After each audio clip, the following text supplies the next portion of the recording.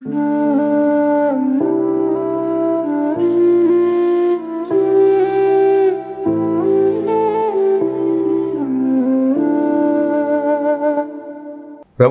దేవుని బిడ్డలారా, ప్రభు అయిన యేసుక్రీస్తు నామములో మీకు శుభములు కలుగునుగాక. దేవుడు మిమ్మలను అన్ని విషయాల్లో ఆస్వాదించునుగాక. ఈ యొక్క దేవుడు నాకు ఇచ్చిన మరొక అవకాశాన్ని బట్టి నేను ఎంతగానో దేవుని స్తుతిస్తున్నాను. దేవుని బిడ్డలారా, బాగున్నారా? మరి మీ జీవితాల్లో దేవుని వాక్యాన్ని మీరు విన్నప్పుడు తప్పకుండా దేవుడు మిమ్మల్ని వెలిగిస్తాడు, మండిస్తాడు. తప్పకుండా మీ జీవితాల్లో గొప్ప కార్యాలు దేవుడు చేస్తాడు. ఈ సమయంలో దానియేలు గ్రంథము 1వ అధ్యాయము 19వ వచనము. రాజు వారితో మాట్లాడగా వారందరిలో దానియేలు, హనన్య, మిషాయేలు, అజర్య వంటి వారెవరునూ కనబడలేదు గనుక వారే రాజు సముఖమున నిలిచిరి. ఇక్కడ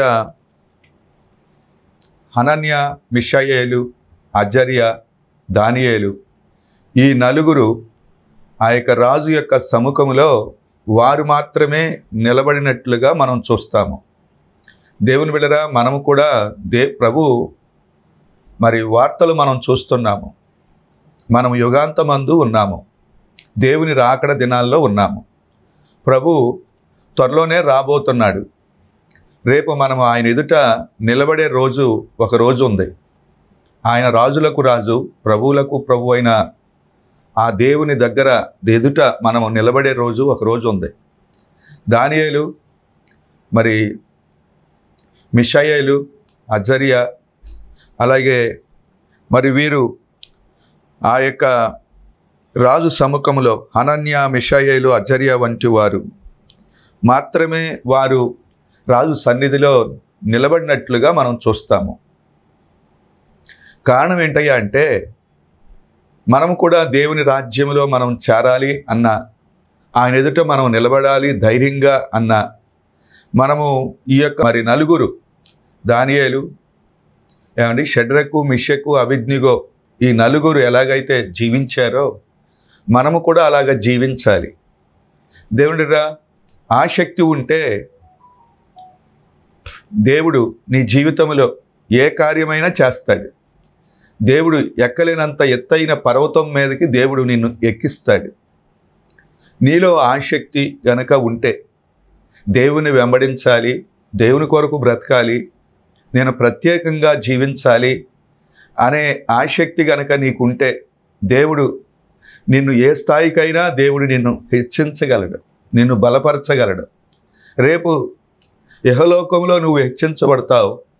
రెండవది, ఈ లోకాన్ని విడిచిపెట్టిన తర్వాత కూడా రారాజు యొక్క సన్నిధిలో ఆయన ఎదుట నిలబడే ఆ కృప దేవుడు మీకు అనుగ్రహిస్తాడు. మనందరికీ దేవుడు ఆ కృప అనుగ్రహించును గాక. దేవునిరా, దానియేలు బానిసగా అతడు తీసుకురాబడ్డాడు. బానిసలు ఇజ్రాయిల్ యొక్క దేశాన్ని నెబుకద్నెజరు జయించి ఆ దేవాలయాన్ని కాల్చేసి కొంతమంది యవనస్తులను ఆ యొక్క బబులోను దేశానికి తీసుకొచ్చాడు. దేవుడు దేవుని ప్రజలు దేవుని మాట విననప్పుడు, దేవుని యెడల తిరుగుబాటు చేసినప్పుడు దేవుడు అన్ని జనులకు అప్పగించినట్లుగా, శత్రువులకు అప్పగించినట్లుగా మనం చూస్తాము. దేవుడు మరి వారు ఇశ్రాయేలీలే, దేవుని ప్రజలే, దేవుని మీద తిరుగుబాటు చేసినప్పుడు, దేవుని మాట విననప్పుడు శత్రువు చేతికి దేవుడు అప్పగిస్తాడు. శ్రమల్లోనికి వారు నడిపించబడతారు అని మనము ఇదే జరిగింది. అయితే ఆ యొక్క రాజకోటకు వారు తీసుకురాబడ్డారు. అయితే దేవుని బిడ్డరా, దానియేలు మీరు గమనించరా, షడ్రకు, మిషకు, అబేద్నెగోలు. అయితే దానియేలు రాజు తినే భోజనాన్ని కానీ, రాజు త్రాగేటటువంటి ఆ ద్రాక్షరసాన్ని కానీ అతడు తీసుకోదలుచుకోలేదు. తన్ను అపవిత్రపరుచుకొనకూడదనే ఉద్దేశము అతడు కలిగి ఉన్నాడు. మీరు ఎప్పుడైనా ఒక దేవుని కొరకు నేను బ్రతకాలి. దేశం కానీ దేశంలోనికి వచ్చినా నా దేవుడు పరిశుద్ధుడు, నేను కూడా పరిశుద్ధంగా ఉండాలి. నా ప్రాణాత్మ శరీరాలని నేను పరిశుద్ధంగా కాపాడుకోవాలి. తినే విషయాల్లో నేను దేవునికి విరుద్ధంగా ఉండకూడదు అని ఉద్దేశించుకున్నాడు. రెండవది ప్రతిష్ఠిత జీవితము, వేర్పాటు జీవితము, తీర్మానం. దేవుని ఎదుట దేవునికి తనకి ఒక నిబంధన. నీ కొరకు నేను బ్రతుకుతానయ్యా. తను ఉద్దేశించుకున్నాడు. తల్లి, నీ యొక్క జీవితంలో దేవుని వాక్యాన్ని ఎన్నోసార్లు నువ్వు వింటున్నావు. ఎప్పుడైనా దేవుని కొరకు ఒక తీర్మానం, ఒక ప్రతిష్ఠిత జీవితము, వేర్పాటు జీవితము, నాజీరు చేయబడిన జీవితము నీవు కలిగి ఉన్నావా? తన ఉద్దేశం ఏంటంటే నా దేవుడు పరిశుద్ధుడు, నేను కూడా పరిశుద్ధంగా బ్రతకాలి. తినే విషయాల్లో, త్రాగే విషయాల్లో కూడా పరిశుద్ధతను అతడు పాటించాడు. అయితే రాజు అక్కడ వారికి సర్వ్ చేసేటటువంటి వ్యక్తితో దానియేలు మాట్లాడినప్పుడు ఆ యొక్క వ్యక్తి అంగీకరించాడు. వీరు కూరగాయలు వంటకము, మాంసాహారం వద్దు, కూరగాయల వంటకమే 10 దినాలు మేము తింటాము. రాజు తినే భోజనం పానం చేసేవారిని మమ్మల్ని కూడా మీరు పరీక్ష చేయండి, మేము ఎలా ఉంటామో మీరు పరీక్ష చేసుకోండి అని చెప్పినప్పుడు దేవుడిరా మరొక మాట చెప్తున్నాను. 1వ అధ్యాయము 15వ వచనము. 10 దినములైన పిమ్మట వారి ముఖములు రాజు భోజనము భుజించు బాలుర అందరి ముఖముల కంటే సౌందర్యంగాను కళగాను కనబడగా. ఆ యొక్క 10 దినాలు అయిన తర్వాత వారు పరీక్ష చేశారు. పరీక్ష చేసినప్పుడు దేవుడిరా వారు సౌందర్యంగాను కళగాను కనపడ్డారట. అంటే కూరగాయల ఆహారము వారు తీసుకున్నారు. అయితే వారు కళగాను సౌందర్యంగాను ఈ నలుగురు సౌందర్యంగా కనిపించారు. దేవునిడరా ఒక మాట, ఈ యొక్క సౌందర్యము, ఈ కళ లేకపోతే ముఖములో ఆ తేజస్సు ఎందుకు వచ్చింది అంటే వారు పరిశుద్ధంగా బ్రతికారు. రెండవది దేవుని యొక్క వాక్యపు వెలుగులో వారు నడుచుకున్నారు. మూడవది ప్రార్థనాత్మ కలిగిన బిడ్డలు, ప్రార్థనతో దేవునితో సహవాసం చేశారు. తల్లి, నీ జీవితంలో నీ ముఖం కూడా ప్రకాశించాలి అన్నా, లేకపోతే నీ యొక్క ఇంట్లో నువ్వు ప్రకాశమానంగా ఒక జ్యోతిగా దేవుని యొక్క వెలుగు నీ ముఖంలో కనబడాలన్నా, నువ్వు దేవునితో గనక నువ్వు సహవాసం చేస్తే నీ ప్రాణాత్మ శరీరాలు దేవునితో నువ్వు సహవాసం చేసి దేవునికి ఇష్టం కనుక నువ్వు జీవిస్తే నీ ముఖాలు కూడా తేజవంతంగా వెలుగుతూ ఉంటాయి. ఒక మాట, నలుగురు వ్యక్తులను మనం చూస్తాము. ఒకటి, మోషే ముఖము ప్రకాశించింది. మోషే సీనాయి పర్వతం మీద నుండి క్రిందకు దిగుతూ ఉంటే 40 దినాలు అతడు దేవునితో సహవాసం చేశాడు. అతడు దేవునితో సహవాసం చేసి మరి 40 దినాలు ఉపవాసం ఉండి ఆ క్రిందకు వస్తున్నప్పుడు ఆయన ముఖం ఒక సూర్య కాంతిలాగా, సూర్య తేజస్సులాగా ఆ ముఖము ప్రకాశిస్తూ ఉందట. ఇశ్రాయేలీయులు మోషే ముఖాన్ని చూడలేకపోయారట. మన దేవుడు ఎవరయ్యా అంటే నీతి సూర్యుడు. అలాంటి సూర్యునితో సహవాసం చేసినప్పుడు ఈయన కూడా ముఖము తేజరిల్లినట్లుగా, కళగా, సౌందర్యంగా ఉన్నట్లుగా మనం చూస్తాము. మనము దేవుని వెళ్ళరా, నువ్వు దేవునితో నువ్వు సహవాసం చేస్తున్నావా? అనుదినము మనము దేవునితో సహవాసం చేయటానికి దేవుడు మనల్ని ఎన్నుకున్నాడు. రెండవ మాట ఏంటంటే సౌందర్యంగాను కళగాను. స్టెఫను కూడా దేవుని ఆత్మతో నింపబడినవాడు, బలముతో నింపబడినవాడు, జ్ఞానంతో నింపబడినవాడు. స్టెఫను అతడు అగపరిచిన జ్ఞానాన్ని ఎవరు ఎదిరించలేకపోయారట.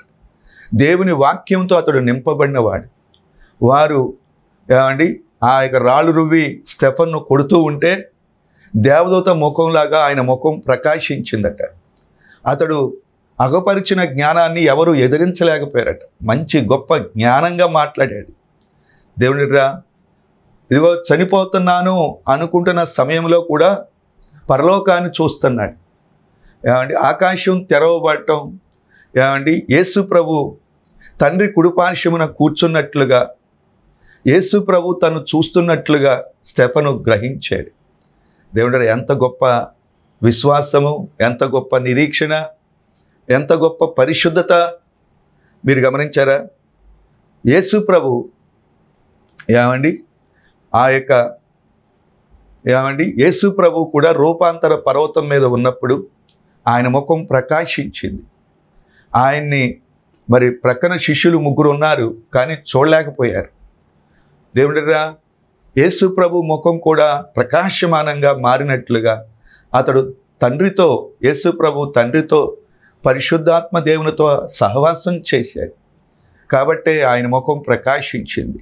మన సహవాసం అయితే దేవునితోనూ, అలాగే తండ్రితోనూ, కుమారునితోనూ, పరిశుద్ధాత్మతోనూ మనం సహవాసం కలిగిన వారంగా ఉండాలి.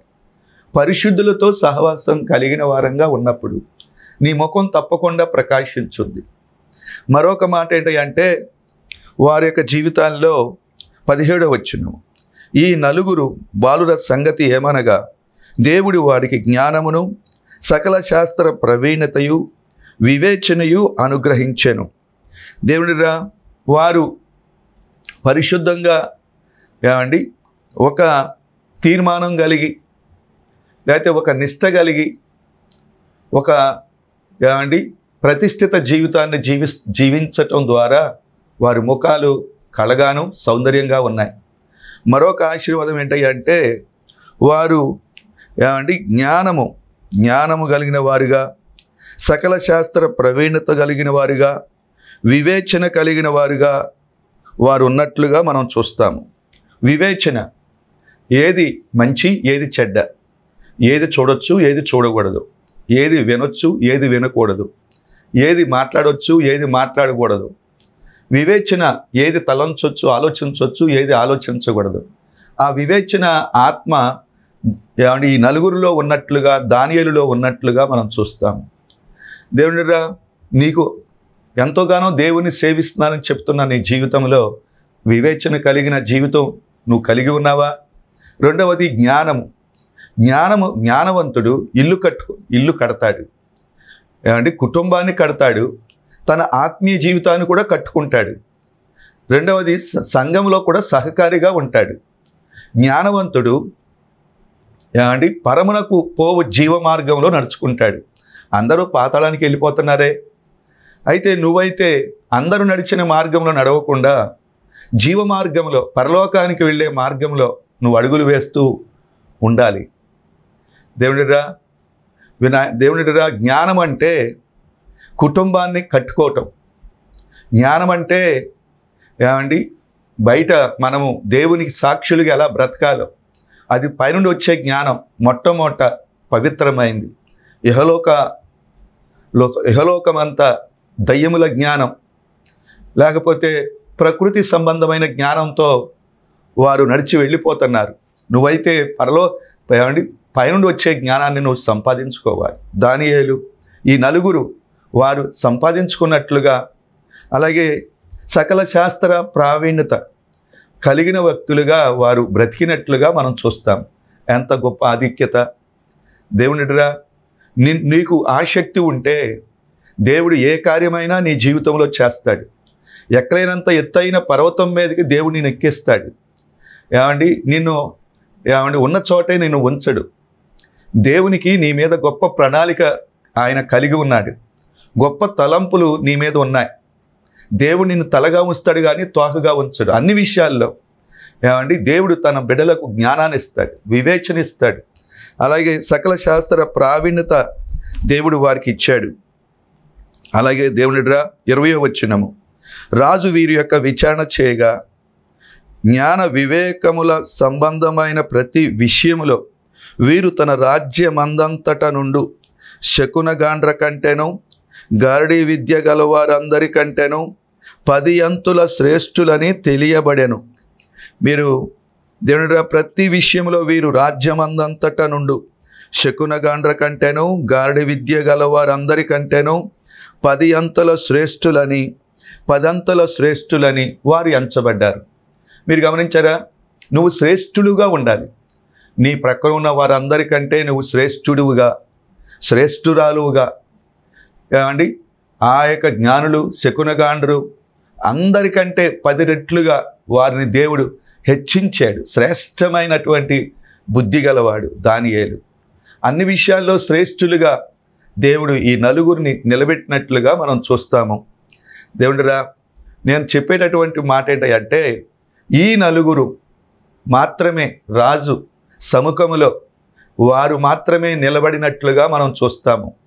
నువ్వు కూడా ఒక ప్రతిష్ఠిత జీవితం నువ్వు కలిగి ఉన్నట్లయితే రేపు ఇహలోకంలో నిన్ను ఒక శ్రేష్ఠుడిగా నిలబెడతాడు. అలాగే ఈ లోకాన్ని విడిచిపెట్టిన తర్వాత రేపు ఆయన ఎదుట మనం నిలబడే ఆ ధైర్యాన్ని దేవుడు మనకి ఇస్తాడు. ఒక మాట, రాజు కలగన్నాడు, కల మర్చిపోయాడు. కళ చెప్పాలి, కలభావం చెప్పాలి. అయితే అందరూ ఎవరో మా వల్ల కాదు.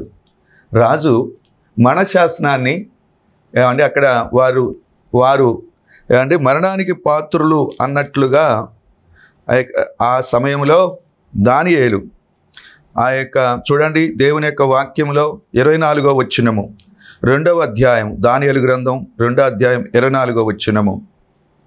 అట్లుండగా దానియేలు బబులోనులోని జ్ఞానులను నశింపజేయుటకు రాజు నియమించిన అర్యోకునొద్దకు వెళ్ళి, బబులోని జ్ఞానులను నశింపజేయవద్దు, నన్ను రాజు సముఖమునకు తోడుకుని పొమ్ము, నేను ఆ కలభావమును రాజునకు తెలియజేయుదునని నేను.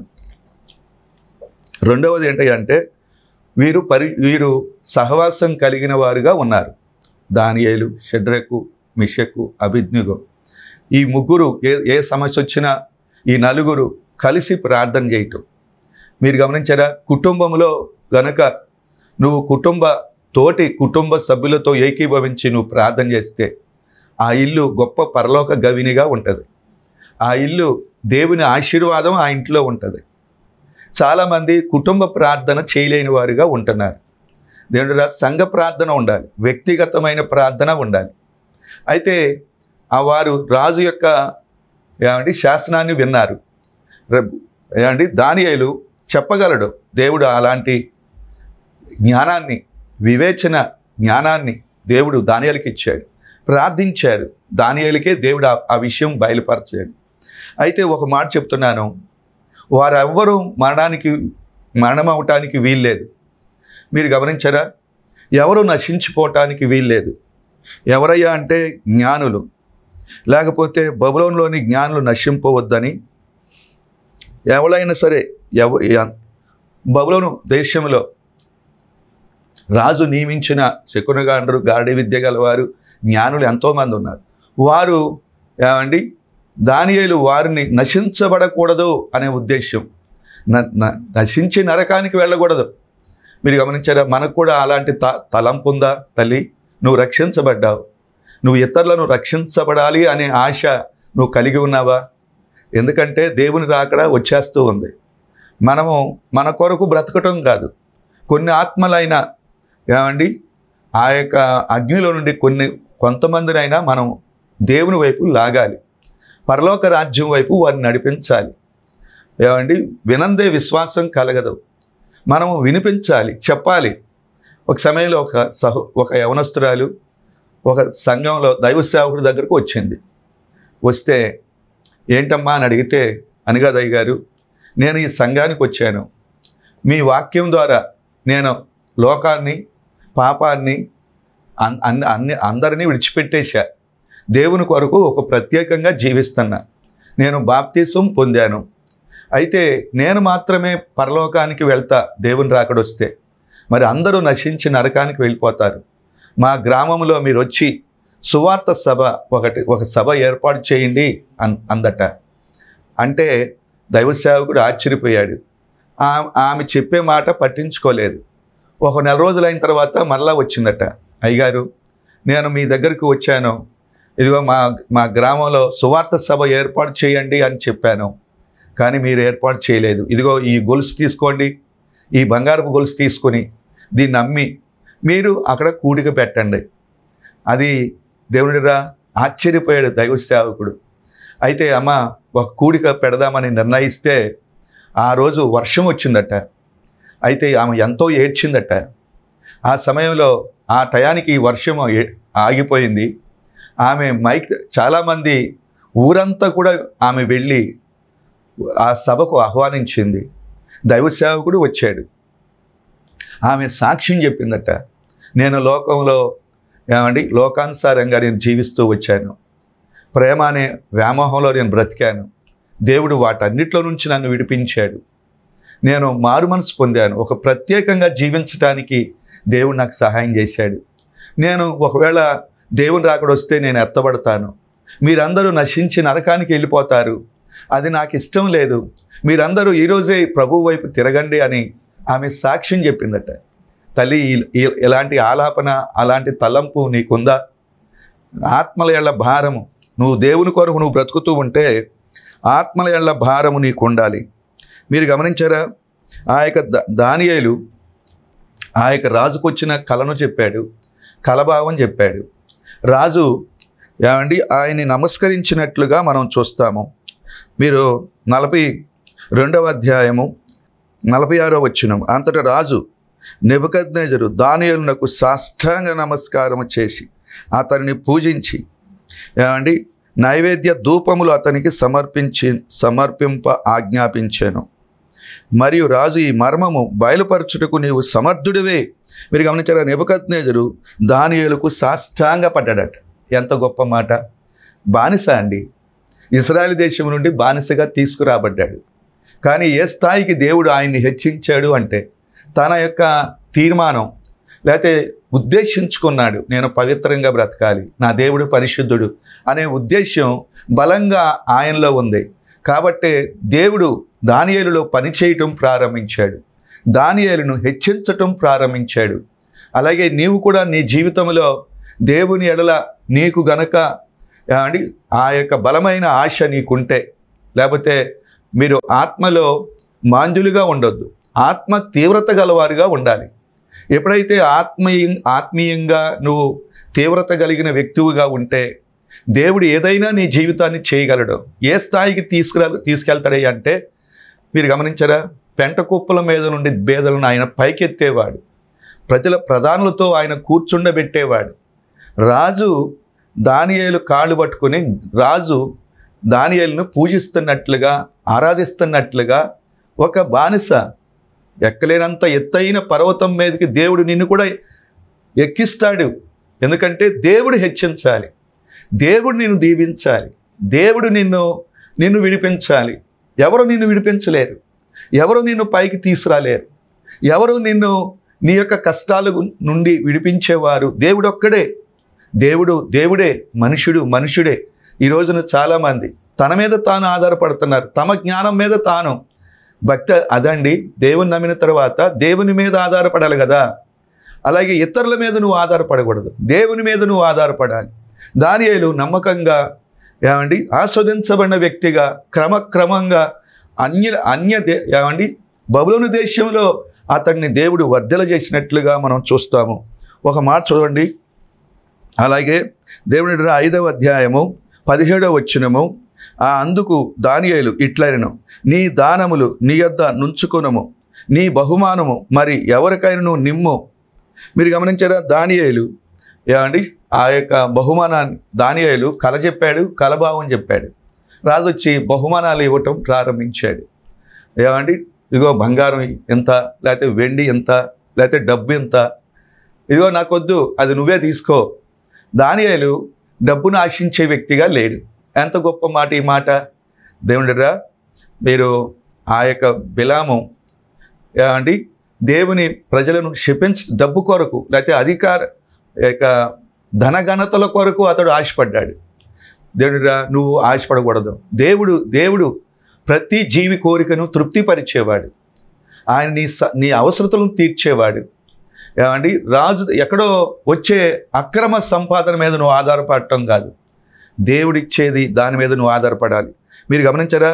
ఆ బెల్షాజరుతో అంటున్నాడు, బెల్షాజరుతో కల చెప్పిన తర్వాత, పిచ్చోడా, నువ్వు దేవుడు నీ ప్రాణమును నీ సకల మార్గమును ఏ దేవుని వశ్యములో ఉన్నవో నువ్వు ఆయన్ని గణపరచలేదు. తల్లి ఒక మాట, దేవుడు 25వ సంవత్సరం అంతా దేవుడు 11 నెలలు కాపాడాడు. 12వ నెలలో మనం ప్రవేశించాము. అయితే నువ్వు ఈ యొక్క సంవత్సరం అంతా నువ్వు ఎలా బ్రతికేవో దేవుడు లెక్కలోనికి తీసుకోబోతున్నాడు. బెల్షాజరును దేవుడు లెక్కలోనికి తీసుకున్నాడు.